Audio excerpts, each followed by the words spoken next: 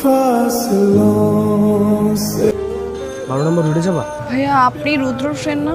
তিথি তাই না? ভাইয়া রুদ্র কোথায়? সেই যে আন্টিকে নিয়ে গ্রামে গেল। প্রায় কয়েক বছরই তো হয়ে যাচ্ছে, আমি ওর কোনো খোঁজ পাচ্ছি না। সত্যি বলতে রুদ্র আপনাকে অনেক বেশি ভালোবাসত। মার অসুস্থতার কারণে এই কথাটা বলতে গিয়েও আপনাকে বলতে পারেন। এই কষ্টে দূরে কোথাও হারিয়ে গিয়েছে।